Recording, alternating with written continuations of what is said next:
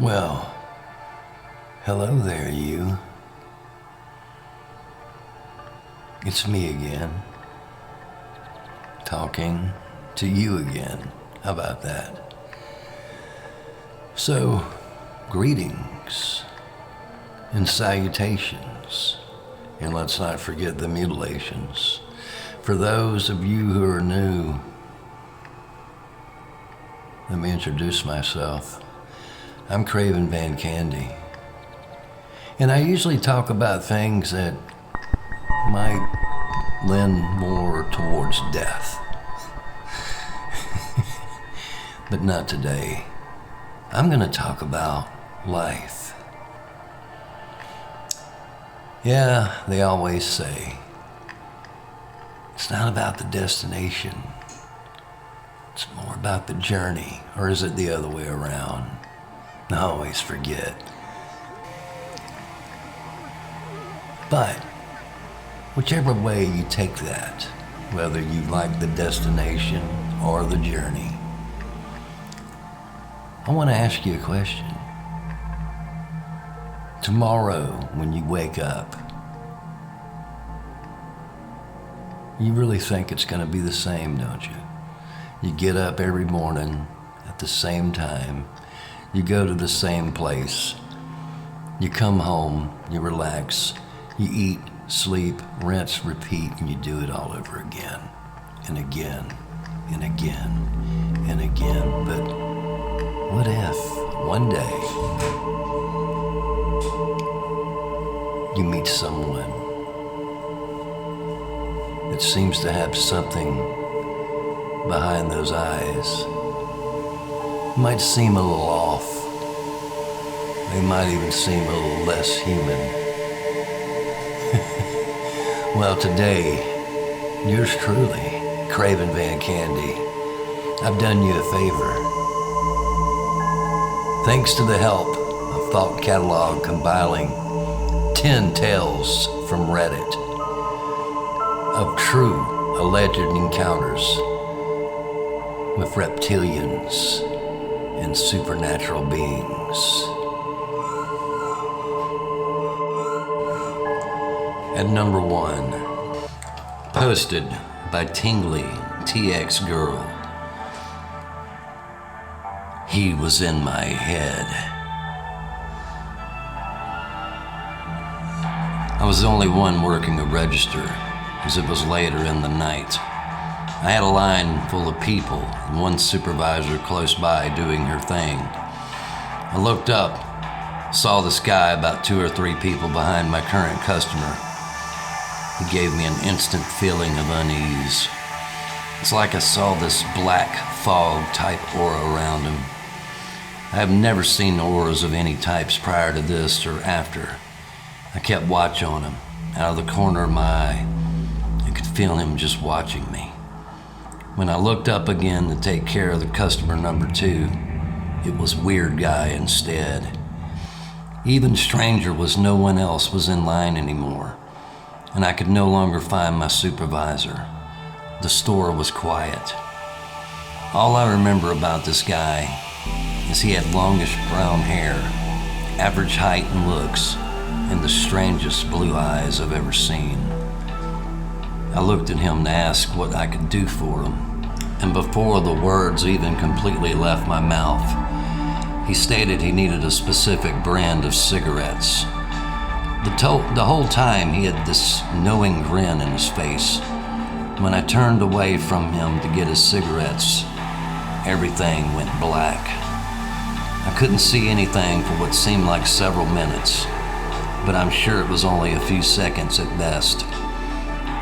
All I could think was, oh God, this man is in my head. He has completely fucked my mind. When I finally turned back to him, he just laughed this weird laugh like he knew what I was thinking. He looked at me again and just walked away.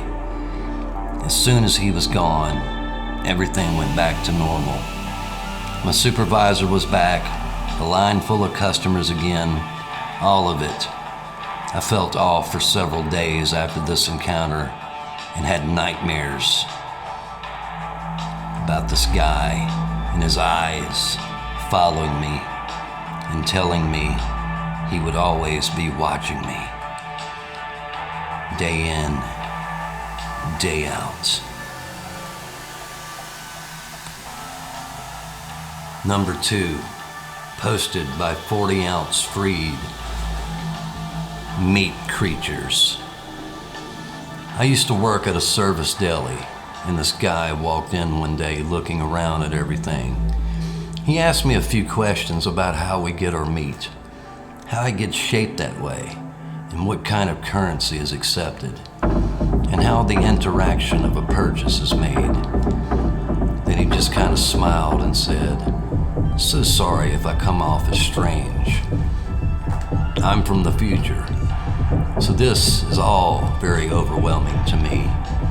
Then he spent time at the whole meats department a little distance away from the deli counter and asked my coworker there similar questions. He also asked him if people purchasing meat of creatures is a significant part of our infrastructure.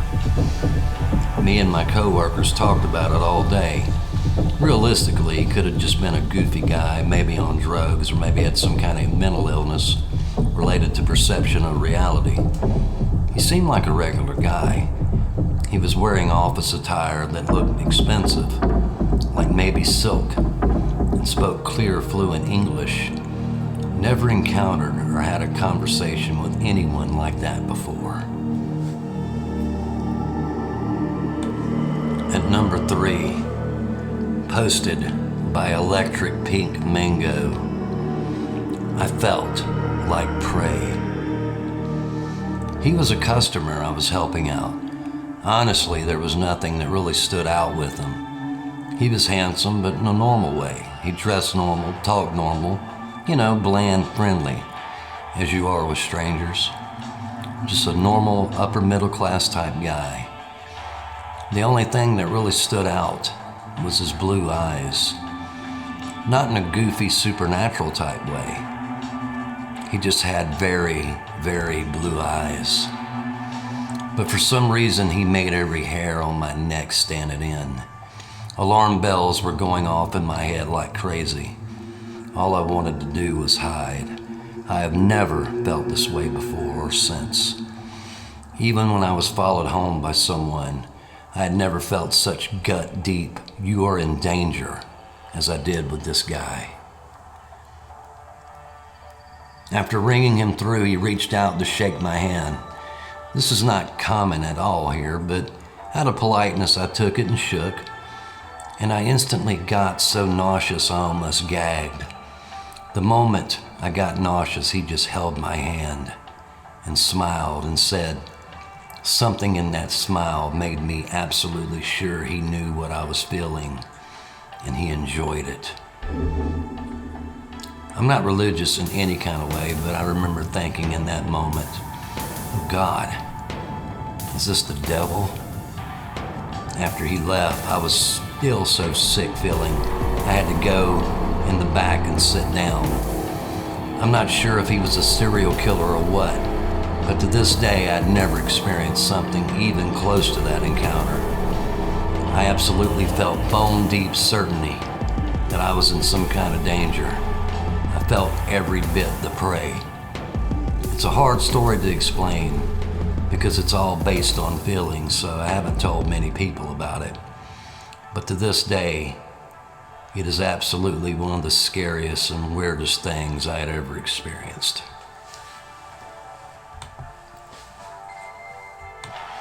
At number 4, posted by NotLucky01, Guardian Angel. There was a young woman about my age at that time, early 20s, sitting alone at a nearly empty coffee shop. She seemed like she was trying not to cry, so I went over and asked her if I could sit with her. We talked for hours about everything and nothing at the same time. She didn't go into detail about what was going on with her, but she felt like there was no hope. I did my best to encourage her, told her not to give up, tried to give her reasons to hold on. The thought of ideas that might give her a spark of hope. The coffee shop was closing. I wrote my phone number down and told her that I would love to hang out with her again, and she could call me anytime. She looked at me and told me that everything I said to her wasn't for her to hear. It was for me. I hadn't told her that I was feeling, in fact, ready to end it all, off myself. I had originally gone to the coffee shop to think about doing myself in. While talking to her, though, I figured if I could maybe help someone else not feel the way I do, I wouldn't kill myself, at least not yet. She not only saved my life that day, but gave me a whole new purpose filled with hope. I'm a therapist now. I help people all day. She hugged me, then walked out the door. I ran after her because she forgot the napkin with my number on it. I was no more than 2 seconds behind her. I got outside, and there was no one there. She was gone.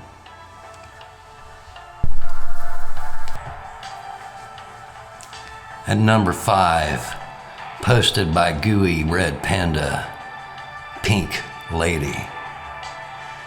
The Pink Lady, I call her that because she always wore bright pink, and her skin was very pink.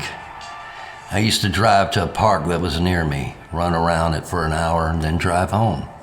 One year on the hottest day of the year, I saw this woman who was somewhat overweight, and I'd never seen her before.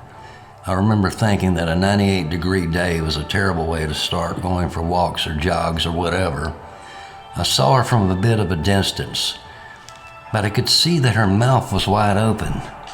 Her walk was a very fast-paced shuffle, like a person running with their pants around their ankles. I saw her a few more times over the coming weeks, always in pink, always with her mouth open, always shuffling, and always from a distance because the park path had many splits and turns and such. I'd mentioned her to friends of mine who thought maybe she was power walking, but after watching videos of that, I don't think she was. Anyway, one day, I was running the opposite direction from her, and our paths were going to cross. As I got closer to her, I said, "Good afternoon," and waved. As I was saying this, I noticed that her eyes were very dark brown, and it was very hard to distinguish the iris from the pupil. She stopped dead in her tracks, stared into my eyes, and smiled at me. And by that I mean her mouth was jerking, contorting, twisting like something out of a horror movie. It went from a O to a frown to completely straight to a convulsive smile and then back again. It was creepy as hell. As I was leaving the park that day, I saw her sitting on a bench and staring at me. I drove away, and luckily for me, I never saw her again. Number 6, posted by Davian636, Time Traveler. I had a moment with a guy in the street that left me wondering for months afterwards. He was wearing clothes and a style that was just slightly off. Couldn't tell you exactly what was wrong with it beyond every item of clothing looked custom made somehow. He was excited, erratic, asked me when it was. I told him the time. "Oh, it's about 1:30 p.m. He shakes his head. He asks me the date and the year. So I tell him. He thanks me, and then he just rushes off down the street. Now, I was quite close to our local hospital, and it's possible that he was a psychiatric patient, or he could have been cosplaying for all I know. I think that the psych patient thing is more likely than the cosplaying explanation, though. I never got a hint that he was playing a game or trying to deceive, but I was unable to shake the feeling that he was a time traveler. Easily one of the weirdest interactions I had ever had in my life. And number 7, posted by Swarhammer, Men in Black. Moved into a new apartment complex last year, and I am positive One of our neighboring couples are aliens. Both seem to be in their 40s. The husband is nice, but very fake nice. Not like snobby or anything, but just trying to put on a show. When I said hi to him, he always slowly raises his hand, stares, and then after a few moments gives me a very weird, "Hi there." He is also constantly working outside of his garage area on like man stuff, quote unquote. But none of his projects or purchases ever see the light of day. It's like it's all a show. Now, the wife, she's even more bizarre. Unlike her husband, anytime I say hi to her, she just stares at me and kind of follows me with her eyes and doesn't say anything. She'll stand in the apartment entrance, and if I pull my car in too close, she just stares and doesn't even move until my car is weirdly as close as it can be to her.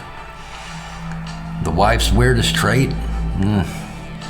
Maybe it's no big deal to you, but I have never fucking seen her wear shoes, but I have never seen her feet.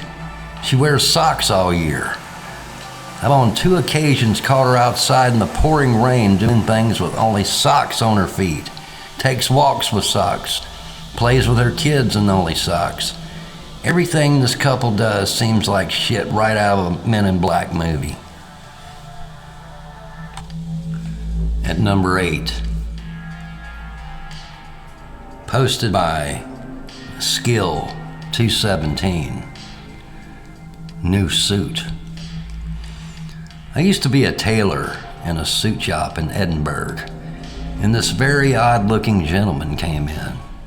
Short, big, broad smile always plastered on his face, weird little black round glasses that looked like they were Victorian or something.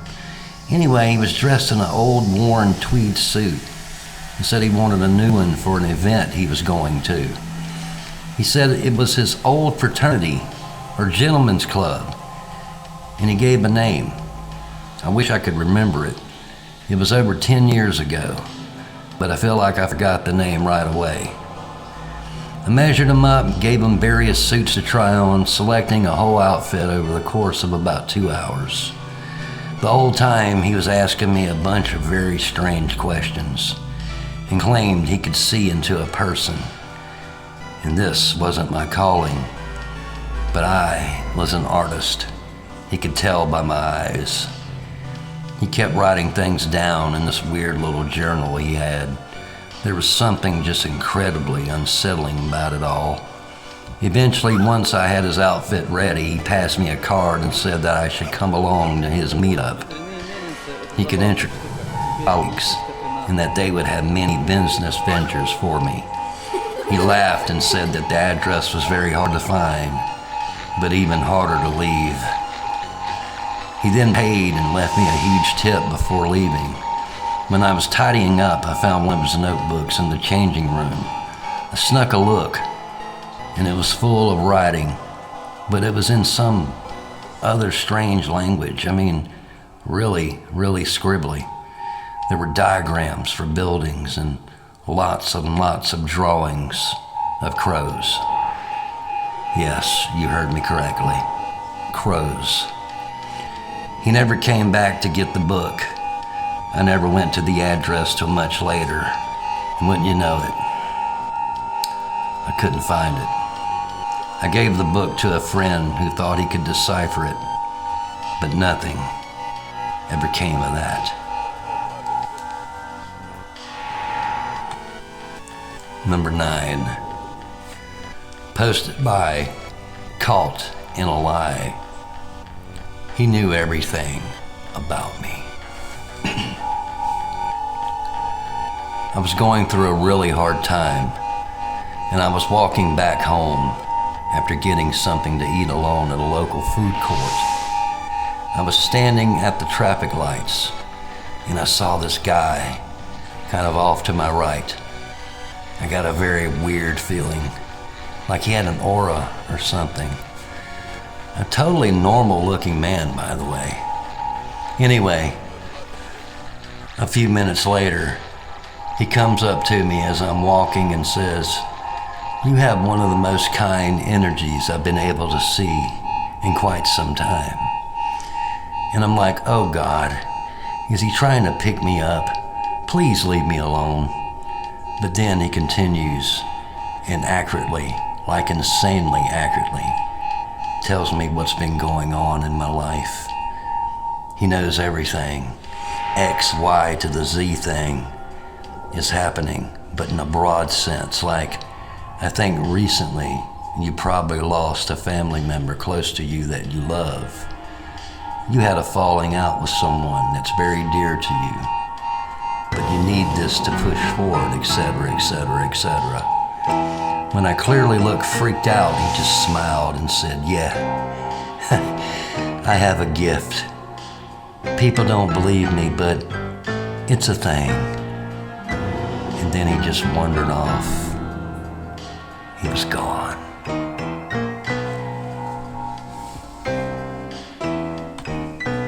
At number 10, our last entry, posted by Grade A Honky, Shadow Aura.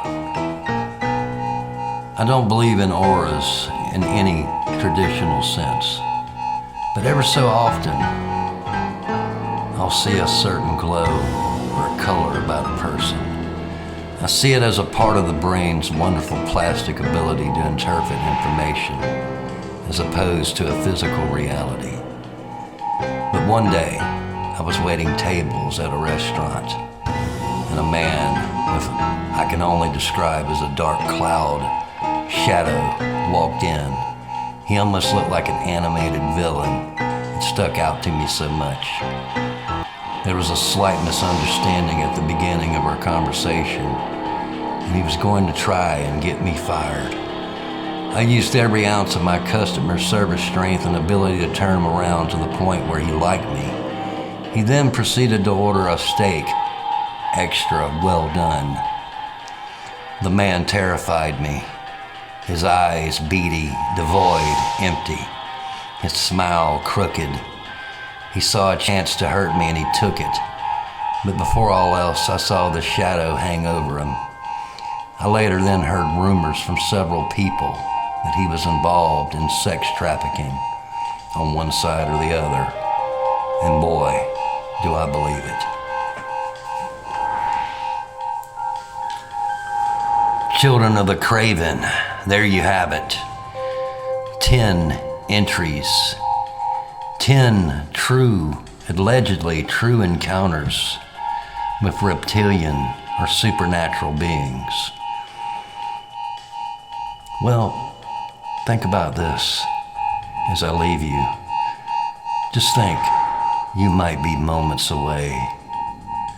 Tomorrow, maybe the next day, this weekend, next week, within the year. The 11th encounter could be your encounter. Who's to say you don't enter the room and someone just stares at you